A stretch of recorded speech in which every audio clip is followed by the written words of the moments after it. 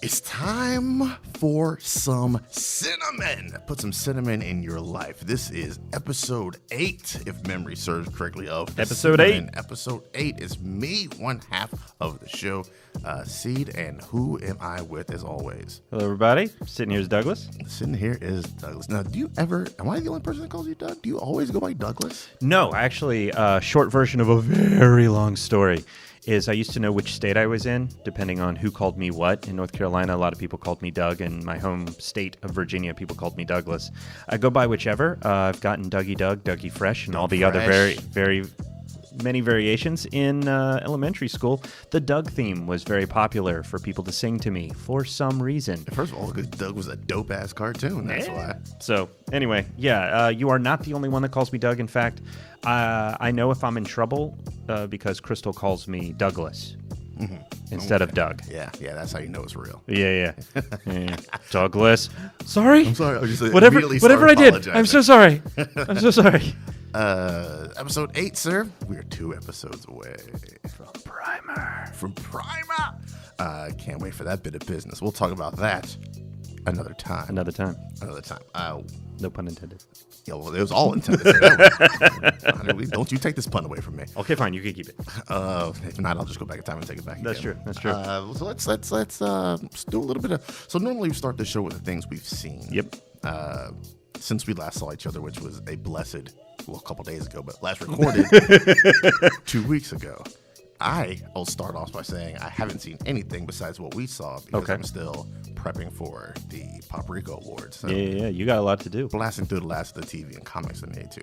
Towards the end of this year, like the last 2 weeks, is when I compile my list of this is all the shit I missed this year, and then I'll just blast through all that as I make my decision on the best movie of the year. Sounds amazing. So I don't have anything to contribute to this conversation, but something I was thinking about while I was in the shower on the way over here. When was the last time you were just flat out surprised by a movie? And not surprised by like, oh, I didn't see that was coming, but you're just like, that was way better than I thought it was going to be. As in, you went in low expectations. Oh, went in low expectations? Yeah. Other than the Happy Time Murders. Okay. That's the first one that comes to mind because I had the lowest of the low in terms of expectations. I mean, the trailer is showing you Muppets fucking. Yeah. I mean, it's just flat out doing that. That's why I had the highest of the high. No, I just figured it was going to be really stupid. And it is really stupid, but it also plays into film noir in what I thought was a really clever way. And while there was a few jokes that I wish they'd just gotten rid of, the frequent ones about Melissa McCartney's character being a man and a few others.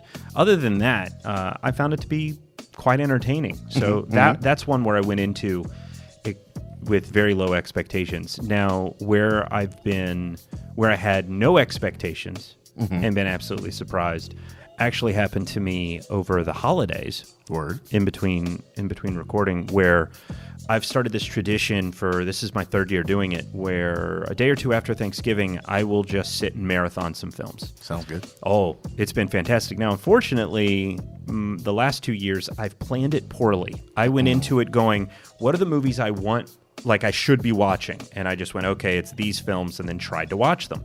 Problem is that if, for example, last year I watched The Square. Have you seen that by any chance? No, sir. Okay. I believe it's a German film. It's about 3.5 hours long. And if you put that towards the middle/end of your day, that is a long movie to watch and sit through. Particularly if you've already done a film with subtitles, it's just a lot of reading and a lot of mental exercise. So this year I actually planned it out much better. Plus I've got a new setup at home, so I could actually start watching movies early instead of waiting for my wife and to take our son out of the house so I could actually pay attention. So I did 5 movies, ended it on Deadpool 2 because I needed to brighten the fuck up. But the film that I went into, having heard a ton about, I'd actually mentioned to you off mic, was You Were Never Really Here by Lynn Ramsey. Word. I'd heard amazing things about it, and I'd heard that it was adapted from a book, but I'd never heard of the book, and other than Joaquin Phoenix is amazing, I didn't have much to expect. It knocked me off my feet. I was sitting down, I fell over. I was telling you off mic. I will edit that. I was. Don't do that. Don't do that. Leave that in. It's terrible jokes. It's all me. But I was sitting by myself and audibly reacted. I was, what the where did this come from? And it immediately, it's in my top 10. It's sitting at number 8 spot right now. Ooh, favorite film. Took the 8 spot. Took the 8 spot for my top films. And I've got a list of 44 films I've loved this year, and it's sitting at number 8. You got to teach me how to use this letterbox.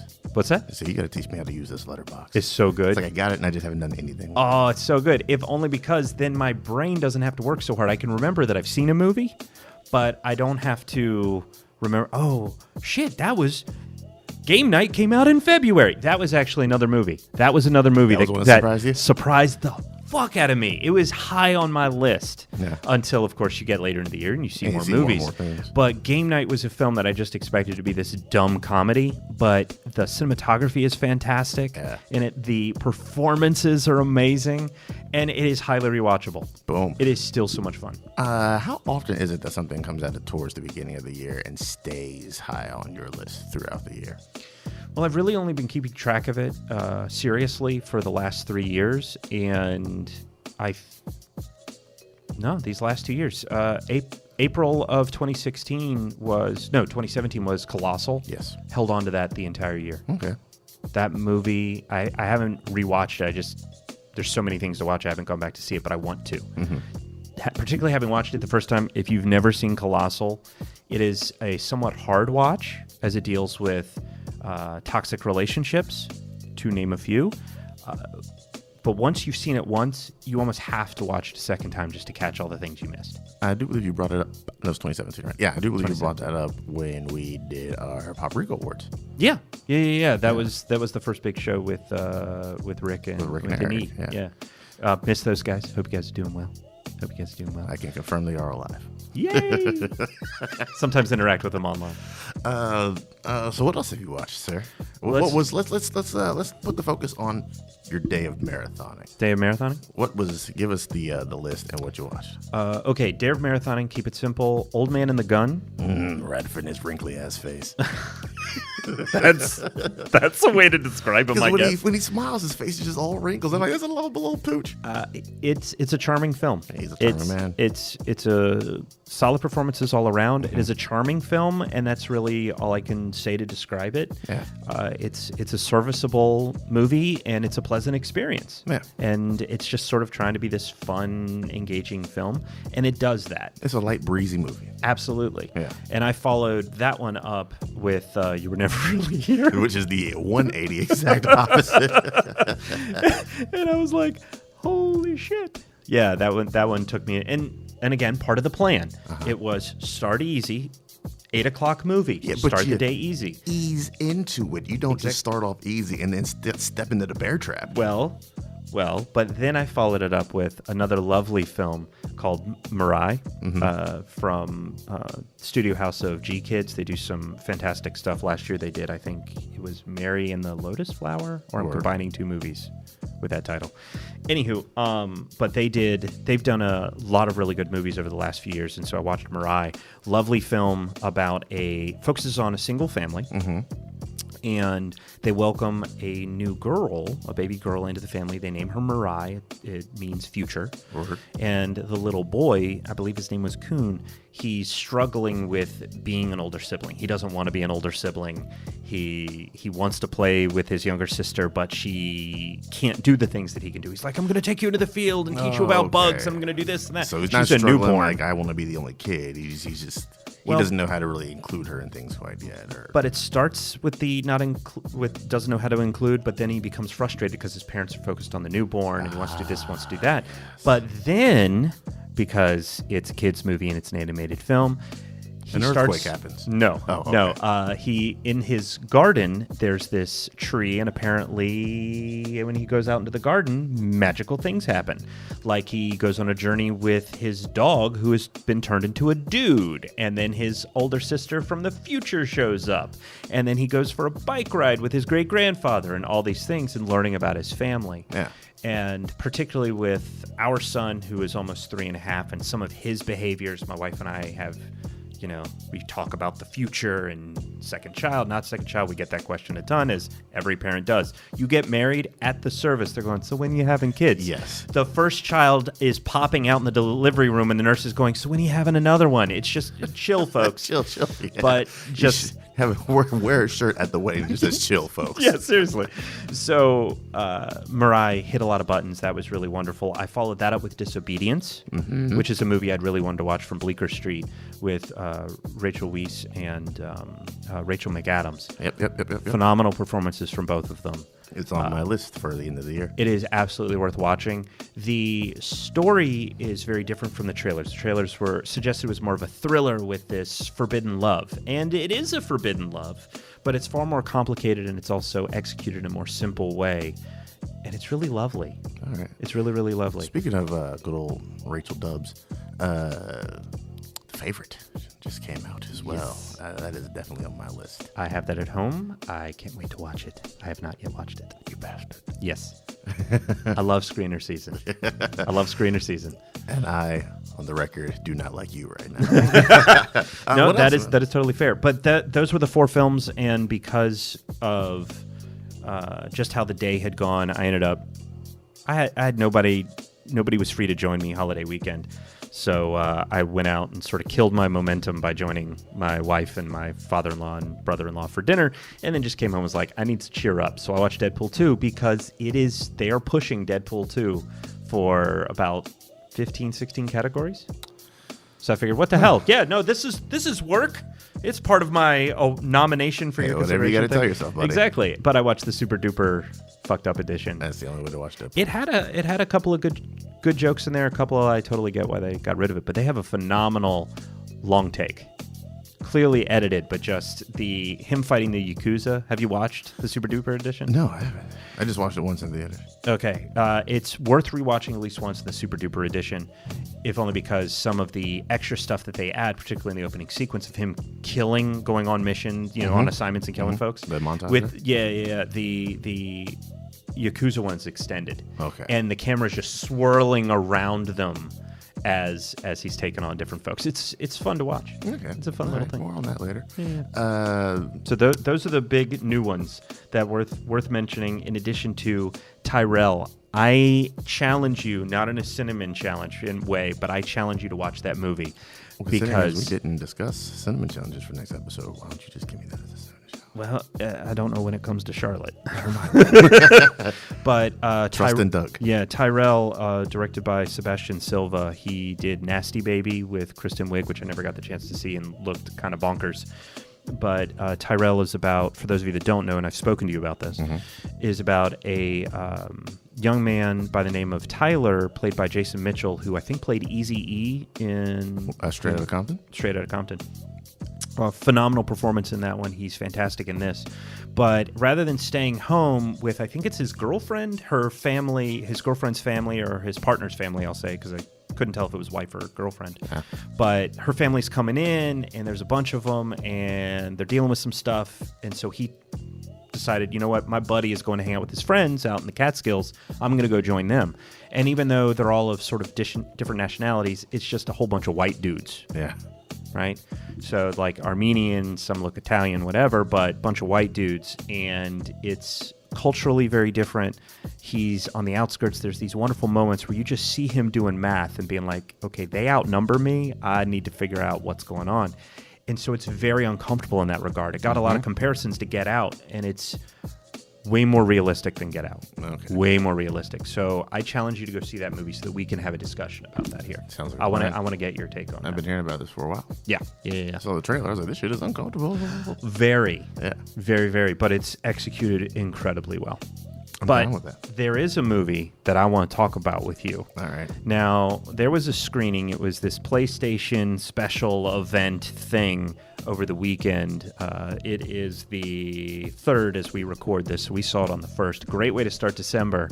But we went and saw Spider-Man Into the Spider-Verse. We did see Spider-Man Into the Spider-Verse. We did. I cannot recommend this movie enough. It has immediately taken my number 2 spot. Ooh, it took the number 2 spot. I loved it.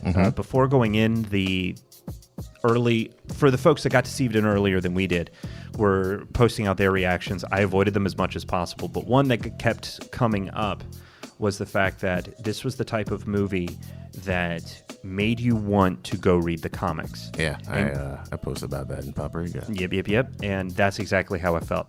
I mentioned this to you. After watching Black Panther, I wanted to go read some comics to get myself more familiar. Same thing going on here. I've been hearing about Miles for years, but I don't know anything about him. But this... Approximately 18 of them. Yeah. And wait, 18 years?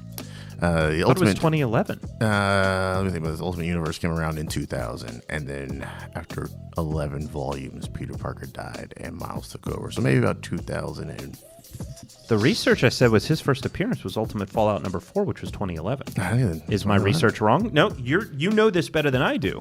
It might not. I feel like he's been around longer than 2011. I mean, because that's 7 years. Or maybe they keep in mind, super exposed him. January feels like forever ago. Man, who are you telling? Who are you telling? So let's go. We'll go with the research. 2011. Hey, it seems like he's been around way longer than that. But I've been hearing about him for years, and so I didn't know what to expect. I've been hearing about Spider-Gwen. Wow, they're one of the best costumes in comic books. It's a gorgeous costume, but I mean, I read Ultimate Spider-Man for a little while. My jam was Spider-Man 2099. That was my. That was really. I never understood why people love it. I don't know why. It's Rick's favorite Spider-Man. Really? Yeah. Oh, I think it's. I always knew I liked you, Rick. I always knew I liked you. Yeah. No, for some reason, I really dug the Spider-Man 2099 ones. Yeah. Well, that makes sense. Yeah. That makes sense. So I went into this just knowing it was going to be an interesting experience. Word. Blew me out of the water. Oh, all the way out. I was smiling, laughing. I apologize.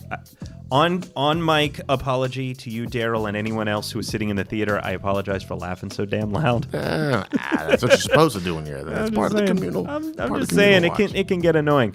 I loved every moment of it. Yeah. Absolutely loved every moment. In fact, my wife is being awesome, and since we take our son to daycare or to school technically twice a week, on Tuesday before my birthday when he goes to school, she's taking the day off, and we may go see it again. Boom.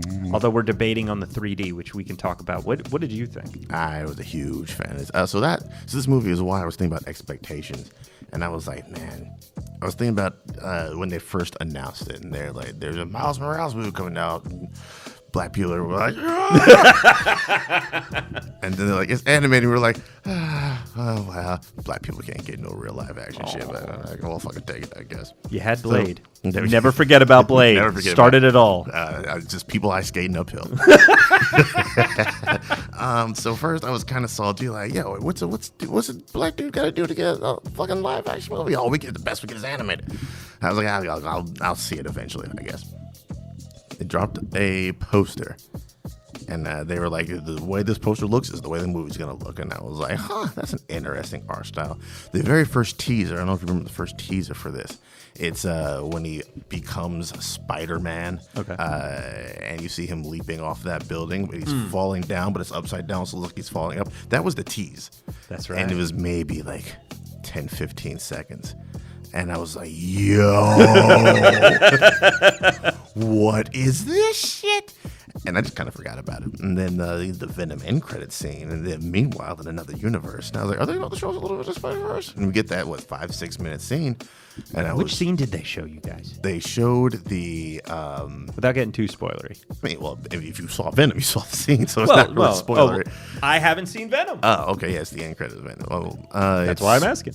It's when he first meets the regular Peter Parker. Okay. Where he's dragging them all around. He's knocked down unconscious on the train. Gotcha. That is phenomenal. From when they show up at the grave all the way through. So that's about a 3-4 minute scene. And that's not too spoilery because if you've seen the last trailer that they released, part of that's in there. It's in there. Yeah. Also, the what is this called? Sunflower by Post Malone and Shay Lee. If I'm remembering that, the second artist right. It's in the video. Okay. So it's not too much of a surprise. That whole joint was the second end credit scene for Venom, and I was just like, this shit is about to be amazing. Most people I know that watched Venom weren't a big fan of it. But Venom or the scene? Venom. Okay. But we were all talking about that scene. People came out of Venom talking about Into the Spider-Verse for the most part, from what I saw. Although somehow it made more money than Wonder Woman. I don't know how. Yeah, it just topped Wonder Woman last week. Really? Yep, in worldwide box office. Okay, now I feel like I need to see Venom even more. No, you don't. Because it's the big headline is Venom topped Wonder Woman and another big something tops Wonder Woman, and then everybody's just like, how the fuck did Venom top Wonder Woman? One is clearly more superior than the other. Anyways, yeah. So I had my expectations set. They were at hype. I went in, my hypeness was met. It was very, very, very, very good. The characterizations of the different spiders, having read the Spider-Verse comic a couple times through, the Spider-Verse story, on point.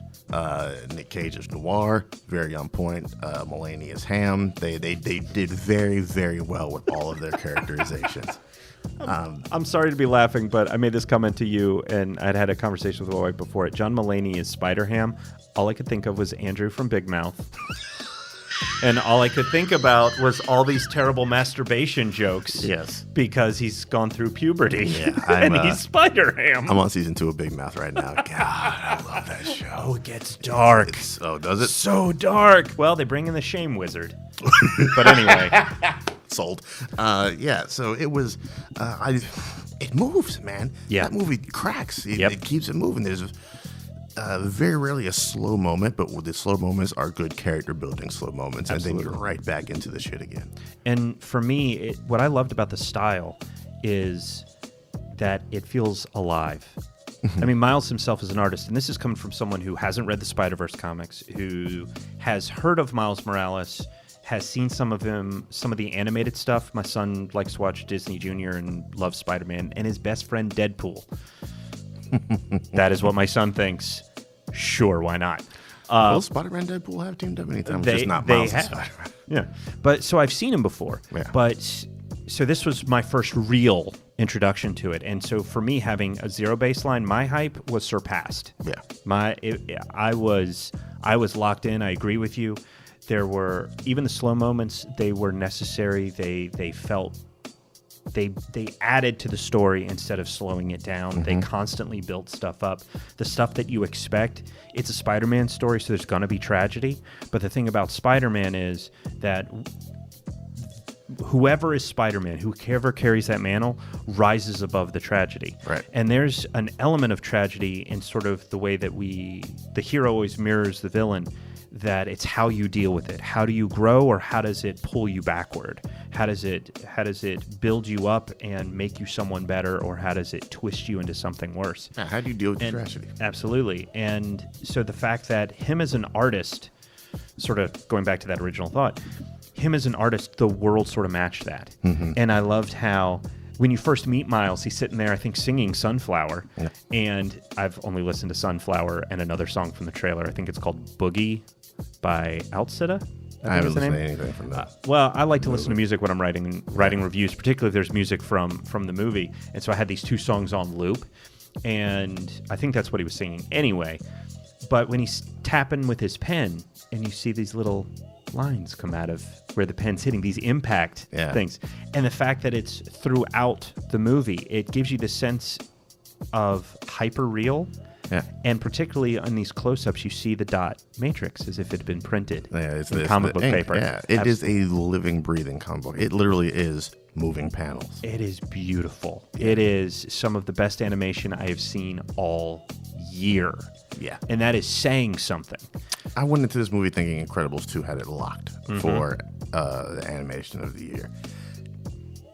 It's still going to win, but now I'm not. I was 100% confident. Now I'm like 95. Like Spider-Verse will give a little bit of competition, but I will bet any amount of money down that Incredibles 2 wins. Here's the only reason I argue with that. I forget which critics group, because there's several this time of year that have already started giving out not only their nominations but their awards. Right. And Spider-Man Into the Spider-Verse won for Best Animated Picture. I believe that. And the North Carolina Film Critics Association is going to put their nominations out, I think, end of this month, and we'll probably announce either before the end of December or beginning of January. Mm-hmm. And I know I'm going to be nominating Spider-Man Into the Spider-Verse. And before that, it was going to nominate Incredibles 2. Yeah. But I may still put it up if we can do more than one. But Spider-Verse, I can't.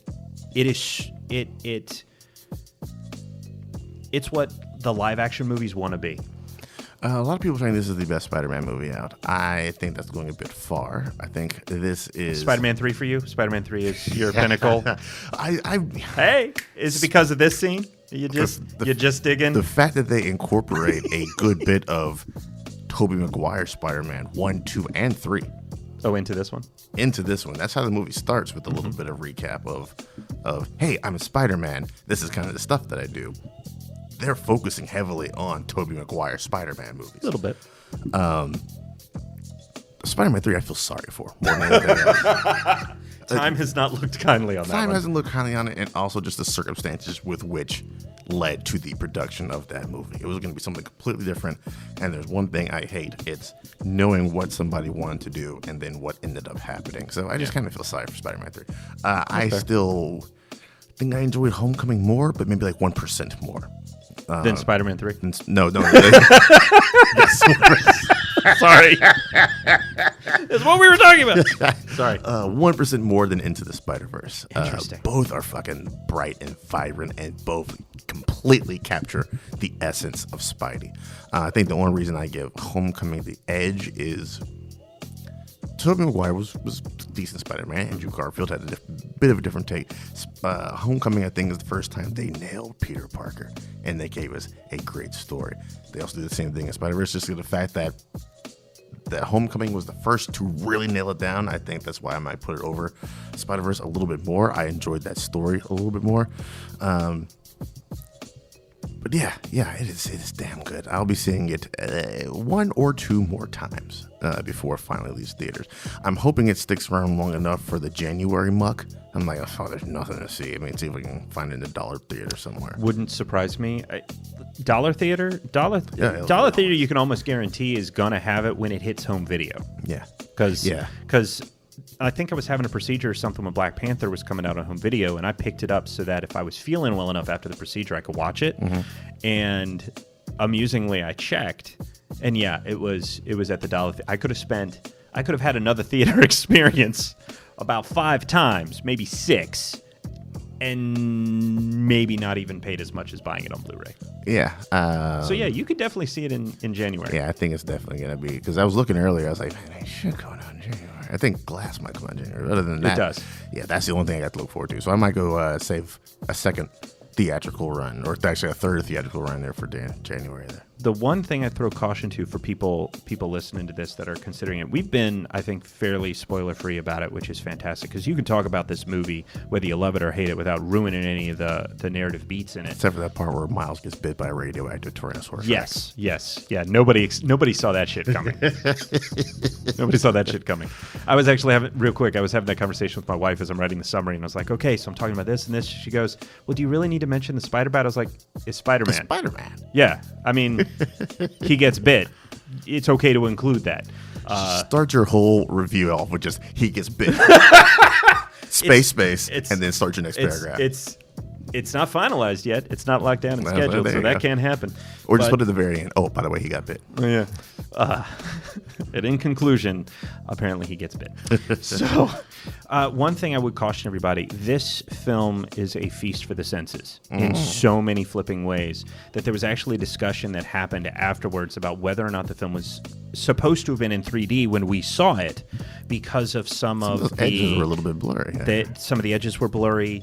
There was a little bit of coloration in red and green around some stuff. However, if you go back and watch the trailers, if you watch, for example, the video for Sunflower, the same thing is happening. So this was, I think, very stylistic in terms of the color panels, keeping focus, sort of doing the live action rack focus, if you will, and keeping the attention where it needed to be in terms of detail and orientation. So if you were thinking about seeing this movie in 3D, which, by the way, I want to see it in 3D, keep in mind, and put it back out. keep in mind that there are some sequences where the color is so crazy, and particularly when they're dealing with the dimensional bridge, which is in the trailer. A giant acid trip. Oh, Oh, hell yeah. I It is amazing. recommend you do not take acid and watch this movie. not. There's limits. Do all right? not. There's limits. You can go at high as shit, but do not take acids or shrooms before you go watch this movie. But sort of like I would caution people that get motion sickness or have trouble on airplanes, roller coasters, whatever, going to see First Man, because that can get a little intense. I'd say the same thing with sensory overload with Into the Spider-Verse. I do have some motion sickness. I'm going to see this movie in 3D. Excellent. I have to. Excellent. I have to. I think I have to.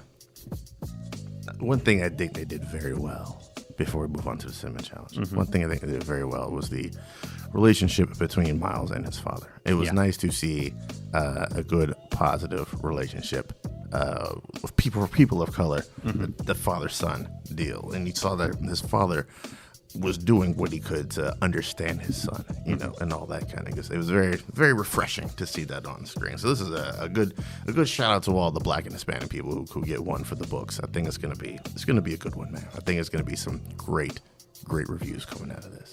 Copy that. Copy that. Loved it. The one argument I did hear is that we didn't get enough from the mom, and I totally get that, but this also seemed to be with the story that they were telling, more of a father-son or father figure, because there's also Uncle Aaron that's in there. Uncle Aaron. However, I've already heard that they're thinking about or planning a sequel, and where ordinarily Sony has a reputation where they put all the carts before the horse. All the carts. All the carts. Yeah. Still waiting on that Sinister Six movie coming out of the Amazing Spider-Man. Where's that coming from? They focus so much on setup instead of a good movie. And whereas this is honestly, they have done it. I walked out of that theater wanting to go see it again. I want to see the sequel. I want to see the Spider-Gwen spinoff. I want it. Give it. Give it all. Give it all to me. Give me. Also a post-credit scene. One, right? Yes. One post-credit scene. So make sure you look out for that. Yeah. Stay. You and sit. Is it all the way? It's all the way after the credits. All right? It's not the way. Not a mid-credit scene. A post-credit scene. Post-credit. And stay all the way. It's worth it. This is not some stupid, fluffy, whatever thing that's just there. Oh, it is. Oh, it killed me. It quite literally. I apologize, Daryl, if I. Yeah, that's when you really flipped out. Oh yeah. So it is wonderful. It is wonderful. Let's do some Cinnamon Challenge, sir. Cinnamon Challenge.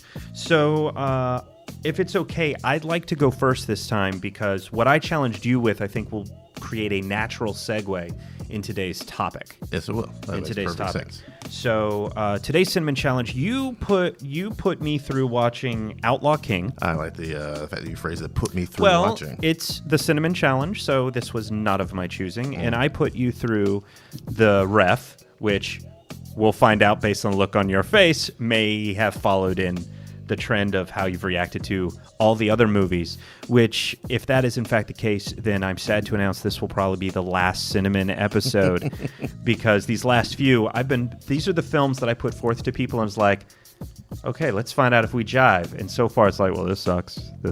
Okay, so find a new co-host. No, I'm just kidding. So random guy who was sitting out there in a chair earlier. Come on in. Okay, you empty chair. You come over here. Come on, scoot on up close. Let's see what you have to say. So let's see what you thought about the old Outlaw King over there. Outlaw King, David Mackenzie had directed this. It stars Chris Pine and a slew of other actors. What's his name? Aaron Johnson? No, I'm screwing that up. Aaron Taylor Johnson. Loved him in this. Yes. Loved him in this. He's done some great work outside of Age of Ultron and Kick-Ass. He's done some really interesting stuff, so I dig that about him, for one. But I had heard that the Outlaw King was originally 2.5, 3 hours, and coming out of, I forget which festival it had screened at, the director went back and cut it. And he went, okay, something didn't sit right here. What do we need to do? And he went back. And I think, for one, that is awesome. Yeah. Because watching this film, it moves. It absolutely moves. There's really no slowdown in it whatsoever. And it's an entertaining flick. My biggest issue, and it's one that I'd actually heard of before watching it. Outlaw King, for those of you that don't know, is based on the true story of Robert the Bruce. trying to get freedom for Scotland from England. Word. Now, if some of this sounds familiar, that's because you've seen the movie Braveheart. I don't think I'm freedom. I fight for you. Will I get to kill the English? Shut up, father. I'll ask him. Love that dude. Love that dude. In order to find his equal, an Irishman is forced to talk to God. You know, love that line. I'm not even Irish. Watching this, I made me realize that I haven't seen Braveheart in forever, so I need to correct that. Me neither, for reasons we'll get into with today's topic. Oh, say word. But for today's main topic. But I've seen that movie so many times. I loved the soundtrack, or the score, technically, that I remember it incredibly well. I even owned it when I was on the 2-tape VHS. Okay. So I burned that particular set. So for me, the story was very familiar. It's the continuation of that story. It's the continuation of the fight, if you will, for freedom for Scotland. But with Braveheart, it focused not just on William Wallace, but on a core group. And with this film, there's a lot of moving pieces. Right. And because of that, it was a little hard to keep track of who everybody was, particularly when it's Robert the Bruce and Robert's father, Robert the Bruce. Yeah. Who, I forget that actor's name, but he played a character in Braveheart, so I loved that. And I almost wanted to go rewatch Braveheart to find out who he was and who he played, but I didn't want to put myself through that for things that we'll get into with today's main topic. But you're just dropping all sorts of foreshadowing, I salaciousness. am. It's like I'm about to hint at the Juggernaut. I'm not. So I thought it was a fun film. I thought it was worth watching. The fight scenes are spectacular. Yeah.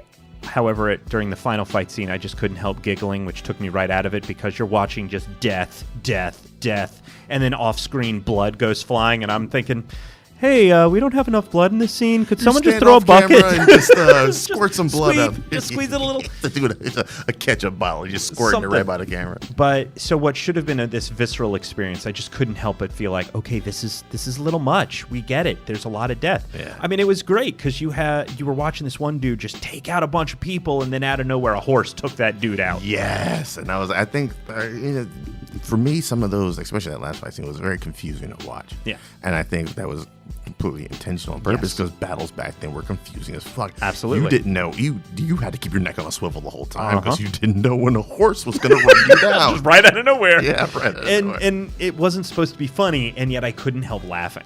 Oh, yes. And so it's for those reasons where it's a good watch. It's worth the sit down if you're curious. Yeah. It's absolutely worth the sit down if you're curious. It's not one of my favorite films this year. It's probably not going to be one that I would rewatch.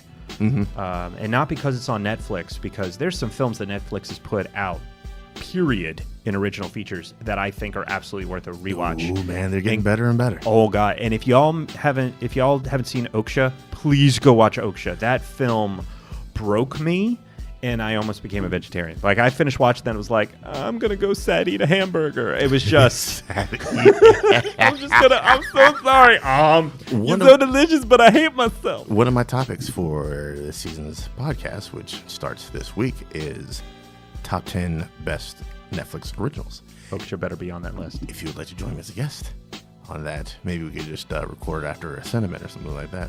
See what we can do. Yeah, we'll see what we can do. No, because they put out some amazing stuff. Kodachrome from this past year was in my top 3 until Spider-Verse came along. Ooh, look at Spotty just swinging on in there. Yeah, just completely. Now it's number 4, I think. So Outlaw King. If you haven't seen it, it's definitely worth a watch.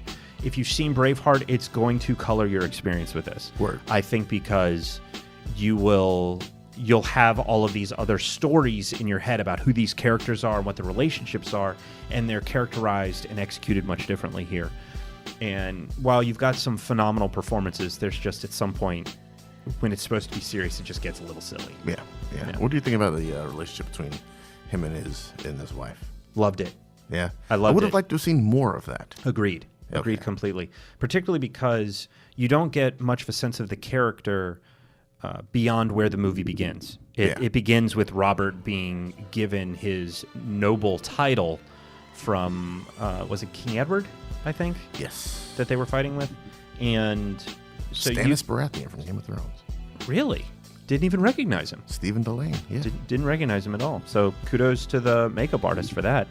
But so it just sort of jumps in, and you have to just be ready to go, which I actually enjoyed. You get a little bit of text, setting stuff up, and then You're movie. Off to the races. Off to the races, and you better watch out for that horse.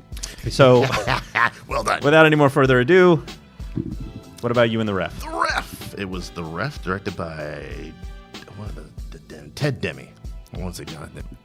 Shady things that happen, and there's some really sweet things that happen. So it's complicated, but I think both sides of the argument are valid. Now, for my controversial choice, and for all of you that want to yell at me online, go for it. You will not change my mind. It's my favorite of the two movies. It is probably my favorite non-holiday holiday movie. Ghostbusters 2. Have a good night, everybody. For some reason, and I think as a little kid, it was the fact that Slimer scared the shit out of me as a little kid. Yeah. So one just terrified me. Yeah. The opening sequence in the library, all that stuff. Whereas 2, it made me laugh. I think 2 gets an unfair treatment. I agree completely. And it's the Ghostbusters being shit on. What are they? They can't be the heroes of the story. They have to be the underdogs. Them being the heroes works in the animated series when you can make Slimer a good guy and you can make the Stay Puft Marshmallow Man a good guy. Yeah, that works there. But in the movies, these guys aren't the heroes. They're the underdogs. You need Peter Venkman going on a date with a needle in it, with drugs on him to put some. What the heck was he going to do with Dana? On that date, Venkman is a creepy dude. Seriously creepy. Creepy dude. But it's 2, Bill Murray, so low. It's weird that way, isn't it? Yeah. But with Ghostbusters 2, we don't get a lot of that creepiness. They're a little bit more straightforward, and particularly as a parent, it's still insanely quotable. Let me help you put down your son.